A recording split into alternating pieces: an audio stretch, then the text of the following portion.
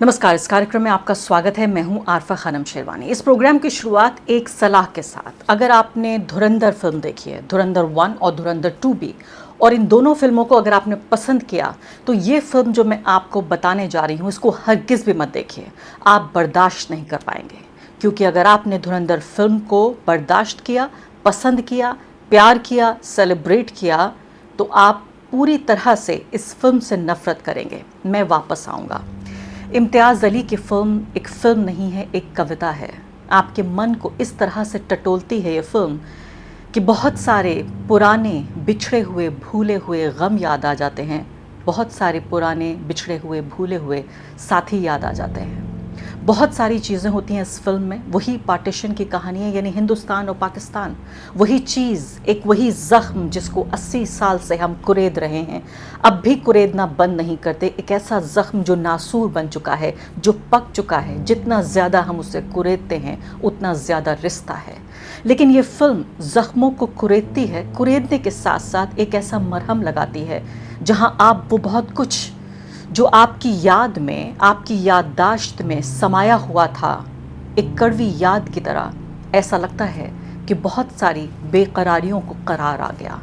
इम्तियाज़ Ali Jab We Met, Highway, Tamasha, Rockstar जैसी फिल्में बनाने वाले निर्माता निर्देशक, मैंने कभी सोचा भी नहीं था कि वो मैं वापस आऊँगा जैसी फिल्म बनाएंगे। नसीरुद्दीन शाह, जी हाँ, नसीरुद्दीन शाह का ये एक ऐसा शाहकार है जिसने एक ऐसे व्यक्ति को, जो अब रोज़मर्रा की फ़िल्मों में अब अपना रोल भी प्ले नहीं करता, उनकी फ़िल्में अक्सर नहीं आती, उस व्यक्ति का पूरा एक्टिंग का करियर खड़ा हो गया है। ये एक ऐसी फिल्म है जिसको ना सरकार जिसका समर्थन कर रही है, ना उसको टैक्स पेयर का टैक्स फ्री कर रही है, ना ही उसका कोई प्रमोशन हो रहा है, ना ही कोई ऐसे सुपरस्टार्स हैं जो इस फिल्म को आगे लेकर आ रहे हैं। इसमें कोई शाहरुख खान, सलमान खान, अक्षय कुमार भी नहीं है, ऋतिक रोशन भी नहीं है। ये एक ऐसी फिल्म है जो आपके मन को इस तरह से टटोलती है कि आप इतिहास के जो अध्याय हैं, जो पुराने चैप्टर्स हैं, उनको पलट कर देखते हैं। आप नफ़रत भी देखते हैं, हिंसा भी देखते हैं, बलात्कार भी होता है, हत्या भी होती है, घर भी उजड़ते हैं, सियासत भी होती है, समाज में जहर भी घुलता है, लेकिन उसके लिए आप एक समुदाय को जिम्मेदार नहीं ठहराते। धुरंधर एक ऐसी वहशियाना फिल्म थी जिसने पूरे के पूरे एक मुस्लिम समुदाय को एक विलन में तब्दील कर दिया था कि आपके तमाम जो गुनाह हैं, तमाम जो आपके जो तमाम गम हैं, आपकी ज़िंदगी में जितनी परेशानियां, उस सब के लिए ये निरे मुसलमान जिम्मेदार हैं। यहाँ पर भी हिंदू भी हैं, मुसलमान भी हैं, सिख भी हैं। पंजाब की कहानी है, पंजाब के एक गांव की कहानी है, अनडिवाइडेड पंजाब की। मैं बहुत ज़्यादा स्पॉइलर आपको नहीं दूंगी, लेकिन बहुत गुजारिश करना चाहती हूँ, एक पर्सनल रिक्वेस्ट। और मुझे किसी फिल्म मेकर ने इस बात के लिए पैसे नहीं पे किए हैं, ये आप जानते हैं। मेरी ईमानदारी की कसम आप भी खा सकते हैं, लेकिन फिर भी मैं कहूँगी कि न सिर्फ कि ये फिल्म आप देखिए, बल्कि अपने जो डियर वंस हैं, यानी अपने परिवार और दोस्तों, उनके साथ भी आप इस फिल्म को देखने जाइए। एक छोटी सी कहानी आपको सुनाती हूँ कि ये फिल्म क्यों अहम है। इस फिल्म की रिव्यू की शुरुआत मैं इस फिल्म के आखिर से करना चाहती हूँ। आखिर से क्यों? क्योंकि ये फिल्म बताती है कि जो विस्थापन है, जो बंटवारा है, जो एक रेफ्यूजीज़ हैं, जो लोग अपना घर खो देते हैं, अपने परिवार, अपने दोस्तों को खो देते हैं, उनका कोई एक भौगोलिक क्षेत्र नहीं होता, उनकी ज्योग्राफी नहीं होती। जब आप ये फिल्म देखेंगे, फिल्म के अंत में इम्तियाज़ अली ने जिस तरह से लेबनान के लोगों को, गज़ा के लोगों को, अफ्रीकन देशों में भी लोगों को, इसके अलावा भारत में भी जो बंटवारा हुआ, उन सबको एक साथ दिखाया है और बताया है कि ये सियासत जिम्मेदार है, जिस सियासत को चैलेंज करना बहुत ज़रूरी है। तो सरगोदा एक गाँव है पंजाब का, जहाँ की ये लव स्टोरी है, जिसमें कीनू नाम का ये व्यक्ति है जो सरदार है, जिसकी उम्र 80 साल से ज़्यादा हो चुकी है, और वो व्यक्ति अपनी याददाश्त खो चुका है। याददाश्त इस तरह से खो गई है उसकी कि वो गाड़ी में बैठकर सरहद तक पहुंच जाता है, इंडो पाक बॉर्डर पर, और वहां पहुंचकर कहता है कि मुझे यहां जाने दो, मुझे यहां से जाने दो, मुझे सरगोदा जाना है, मुझे सरगोदा जाना है, क्योंकि मुझे अपना एक अधूरा काम पूरा करना है। वहां पर पुलिस वाले और जो बॉर्डर सिक्योरिटी के लोग हैं वो उनको रोक लेते हैं। उसके बाद उनको हार्ट अटैक होता है, वो अस्पताल जाते हैं और अपनी बची कुची याददाश्त भी खो देते हैं। और इसके बाद उनको जिस तरह से अलग अलग तरीके से एक अटैक आते हैं जिसमें उन्हें कुछ चीज़ें याद आ रही हैं, वो पूरे दुनिया के और अपना इतिहास और पूरी दुनिया को एक तरह से जो भी घटनाक्रम पिछले 80 साल में पेश हुआ है, सबको गडमड कर रहे हैं। ये कहानी है एक खूबसूरत प्रेम कहानी जो उसी साल पनप रही है, उसी साल परवान चढ़ रही है जब कुछ लोग सपने देख रहे हैं, मंसूबा बना रहे हैं कि इस देश को बांट देंगे। अंग्रेज़ों ने जिस तरह से इस देश को बांटा और जो तमाम वो लोग जो धर्मांध थे उन्होंने धर्म के आधार पर इस देश का बंटवारा किया, किस तरह से उससे जो इंडिविजुअल्स थे, जो आम लोग थे, उनकी ज़िंदगियां प्रभावित हुईं, उनकी प्रेम कहानियां अधूरी रह गईं और किस तरह के ट्रॉमा से होकर वो लोग गुजर रहे हैं, ये बताती है ये कहानी। कीनू और जिया की कहानी।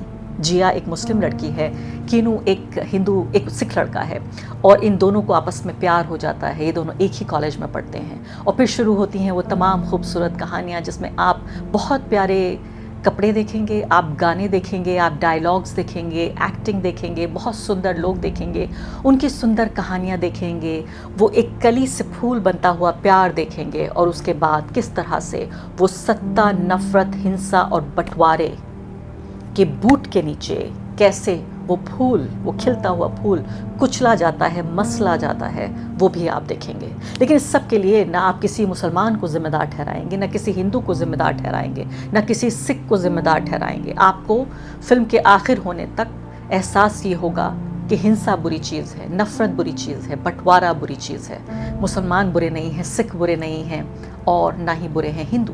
तो ये फिल्म इतनी अहम फिल्म है हमारे दौर की। इससे पहले मैंने 21 फिल्म देखी थी, धर्मेंद्र की जो आखिरी फिल्म थी, उसने भी मेरे मन के बहुत एक जो नाजुक गोशे हैं उनको इस तरह से छुआ था कि मैं उस फिल्म को भूल नहीं पाई। लेकिन अगर आप मुझसे पूछें कि मुझे अगर चुनना हो 21 या मैं वापस आऊँगा, तो मैं कहूँगी कि मैं वापस आऊँगा, चुनूँगी। बहुत दिनों बाद एक ऐसी फ़िल्म देखी जिसने मेरे जैसे बहुत सख्त दिल इंसान को, जैसे मैंने कहा कि मेरा काम ही है राजनीति और राजनीति की जितनी ज़्यादतियाँ होती हैं उनसे दिन रात मैं आपके सामने यहाँ रिपोर्टिंग करती हूँ और बहुत कुछ ऐसा है, खाल मोटी हो गई है कि बहुत कुछ सह जाती हूँ, बहुत कुछ बर्दाश्त कर पाती हूँ और कर जाती हूँ, करना पड़ता है। अगर ऐसा ना हो तो शायद एक ऐसी ट्रॉमेटिक ज़िंदगी हो कि आपके सामने मैं अगले दिन बैठ भी ना पाऊँ कैमरे के सामने और आपको कुछ ना बता पाऊँ।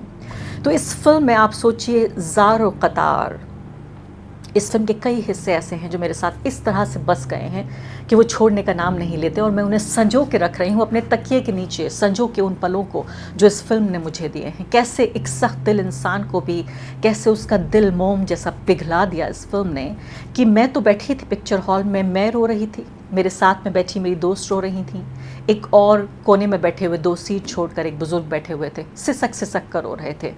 और जब मुझे अपने रोने से ज़रा फुर्सत मिली तो देखा चारों तरफ ना कोई राष्ट्रवाद के नारे थे, ना कोई धर्म के नारे थे, ना कोई नफ़रत की कस्में थीं, ना कोई हिंसा थी, सिर्फ सभी अपनी मुट्ठी में अपना दिल थाम कर बैठे हुए थे और सिसक सिसक के रो रहे थे।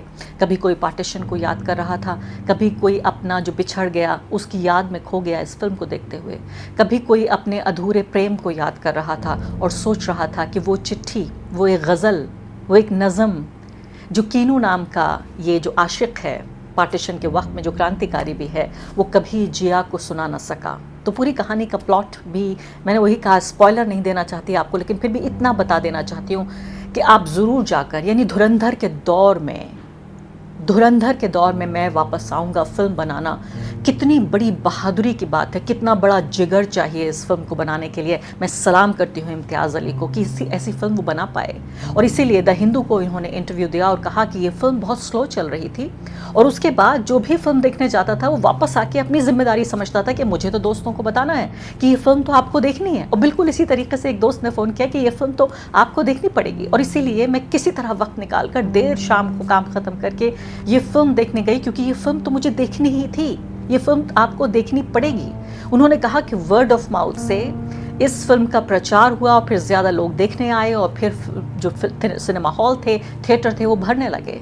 तो इस फिल्म में एक आप सोचिए कि जब ये आशिकी परवान चढ़ रही है इन दोनों का, ये मासूम सा प्यार, टीनेज लोगों का प्यार है, ये दोनों कॉलेज में है, फर्स्ट ईयर में शायद है, और उसके बाद उनके स्टेज पर कार्यक्रम होते हैं और इसके बाद एक नज़म लिखता है कीनू, ये सिख लड़का, इस मुस्लिम अपनी माशूक़ा के लिए, और वो बारहा ये कोशिश करता है कि ये गज़ल या नज़म उसको सुना सके, लेकिन उसे सुनाने का मौका नहीं मिलता, क्योंकि बार बार जिया कहती है कि मैं तुम्हारे मुंह से सुनूंगी। और ऐसा वक्त कभी नहीं आता, क्योंकि वो नफ़रत का दौर चल रहा है, जबकि हिंदू मुसलमानों और सिखों के बीच में, ख़ासकर इस केस में क्योंकि पंजाब है, तो सिखों और मुसलमानों के बीच में एक पूरी दरार पैदा करने की कोशिश हो रही है। यानी हद तो ये हो गई कि फिल्म में डायलॉग ये है एक, कि लोगों को तब पता चला कि इतनी हिंसा, इतनी नफ़रत है, जब भीड़ उनके दरवाजे पर आकर उनकी हत्या करने लगी, तब पता चला कि देश में कुछ हो रहा है। क्योंकि इस पूरी फिल्म में आप अभी का 2026 का भी आप वक्त देखेंगे, जब इसमें कीनू यानी कि नसीरुद्दीन शाह, जो एक सरदार एक का रोल अदा कर रहे हैं, उनके जो पोते हैं दिलजीत, जी हाँ, दिलजीत दोसांझ, वो इंग्लैंड से वापस आते हैं क्योंकि उनको अटैक हो जाता है, हार्ट अटैक होता है, और बिस्तर पे अस्पताल में हैं और आईसीयू में भी कई बार चले जाते हैं। तो वो अपने दादा से मिलने के लिए आते हैं और उन्हीं के ज़रिए इस पूरी कहानी को हम देखते हैं। हालांकि इम्तियाज़ अली से एक शिकायत मुझे ज़रूर रहेगी कि जो पोस्टर्स हैं फिल्म के, उस पर नसीरुद्दीन शाह की तस्वीर होनी चाहिए थी। दोसांझ बहुत अच्छे एक्टर हैं, लेकिन ये फिल्म नसीरुद्दीन शाह की फ़िल्म है, ये फिल्म कीनू की फ़िल्म है, उन्हीं की ये फिल्म है, उन्हीं की कहानी है, उन्हीं की ज़बानी है, वही इस फिल्म के सबसे बड़े किरदार हैं। तो उसमें वो नज़्म उन्हें कभी नहीं सुना पाते अपने माशूका को, और उसके बाद जब वो अपने डेथ बेड पर हैं, आखिर का सीन चल रहा है जिसमें दिलजीत जाते हैं पाकिस्तान, सरगोदा, वहाँ जाकर अपने दादा की माशूका को तलाश करते हैं, क्योंकि दादा मरने को ही तैयार नहीं है। दादा के गले में एक ऐसी फांस अटकी हुई है जिससे न वो जिंदा हैं न वो मर पा रहे हैं, और इसी ट्रॉमा को बेहतरीन तरीके से फिल्माया गया है इस फिल्म में। तो ये फिल्म कहती है कि आखिर के सीन में डेथ बेड पर हैं, उनकी सांस, बिल्कुल सांस अटकी हुई है, ये समझिए। वीडियो कॉल के ज़रिए दिलजीत सरगोदा पहुँच जाते हैं और वहाँ उस गाँव का पूरा जायज़ा ले रहे हैं, और उसी वीडियो कॉल में ही, यानी वीडियो कॉल के दौरान ही दौड़ कर वहाँ वो लोकल अपने जो साथी हैं उनके ज़रिए ढूंढ रहे हैं जिया का घर। जिया जाहिर है वो भी, जब उनके ग्रैंडफादर जब 95 साल के हो गए, 80 साल नहीं 95 साल अब उनकी उम्र हो चुकी है, तो अगर वो 95 के हैं तो जिया भी तो इतने ही साल की होंगी। वो ढूंढते हुए चले जाते हैं। नसीरुद्दीन शाह उनको बताते हैं कि अब इस गली में जाओ, अब इस पेड़ के पास जाना, यहाँ पर तुमको चर्च मिलेगा, यहाँ तुमको मंदिर मिलेगा, यहाँ उसका घर मिलेगा। और आखिरकार वो उस घर में पहुँच जाते हैं, लेकिन वहाँ भी नहीं होती जिया। और फिर उसके बाद जिया का पता लगता है तो जिया एक इंसान के तौर पर नहीं, एक तस्वीर के तौर पर नज़र आती है। नसीरुद्दीन शाह आधी मदहोशी के आलम में हैं, आधी बेहोशी के हालत में, उनको पता नहीं कि वो जिया की तस्वीर देख रहे हैं या जिया को ज़िंदा देख रहे हैं। और फिर शुरू होता है वो दौर, वो वक्त, वो कुछ मिनट जिसमें इस पूरी फिल्म का क्रक्स हो जाता है कि नसीरुद्दीन शाह डेथ बेड पर लेटे हुए उस कविता को सुनाते हैं अपनी जिया को, अपनी जिया को एक एक बात सुनाते हैं, और उसके बाद उनका मन शांत होता है, और इसी तरह से उनकी ज़िंदगी, उनकी सांसें थम जाती हैं और ये फिल्म ख़त्म हो जाती है। ये बहुत बेहतरीन फिल्म है जो हमें नफ़रत करना नहीं, मोहब्बत करना सिखाती है। इस फिल्म में बहुत भयानक एक दृश्य है जिसमें सिख औरतों को उनके जो परिवार वाले हैं अपने एक मुस्लिम दोस्त को सौंप जाते हैं, और वहाँ एक भीड़ अटैक करती है उनके घर पर, और तमाम महिलाओं के साथ, उनमें से ज़्यादातर के साथ सेक्सुअल वायलेंस होता है, यौन हिंसा होती है, और बाकी को जो एक बड़ी उम्र की औरत हैं अपने हाथ से ही उनका गला काट कर और उन्हें फेंक देती हैं। यानी वो नहीं चाहती कि उसके बाद जो उनके साथ भी सेक्सुअल असॉल्ट हो। ये बहुत ही ख़तरनाक और बर्दाश्त से बाहर वाला सीन था, लेकिन उसके बावजूद, इस सीन के बावजूद भी आप नफ़रत नहीं कर पाते उन लोगों से जिन्होंने ये काम किया, क्योंकि आप मानते हैं कि नफ़रत उनके लिए ज़िम्मेदार है, उनका धर्म या धार्मिक पहचान ज़िम्मेदार नहीं है। और कीनू ने ये कहानी, और कीनू के भाई ने पूरी उम्र अपनी जनरेशन को, अपनी नस्ल को नहीं बताई, अपनी नस्ल को नहीं सुनाई, क्योंकि और फिल्म में ये डायलॉग है कि मैं ये नहीं चाहता था कि ये नफ़रत की विरासत तुमको दूं, क्योंकि इसके लिए सियासत ज़िम्मेदार है, बंटवारा ज़िम्मेदार है, वो लोग ज़िम्मेदार नहीं हैं।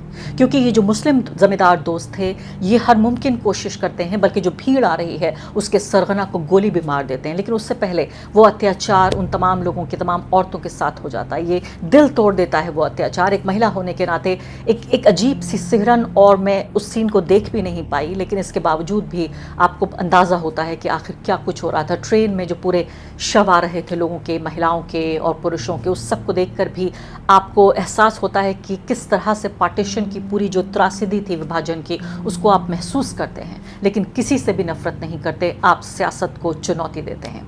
ज़रूर देखने जाइए फिल्म, अपने दोस्तों को भी ले जाइए, परिवार वालों को भी ले जाइए, और अपने उन नफरती दोस्तों को ले जाइए जिनके दिल पत्थर के हो गए हैं, जो धुरंधर जैसी सरकारी प्रोपेगेंडा फिल्में देखना चाहते हैं ताकि समाज में और ज़्यादा बंटवारा हो सके।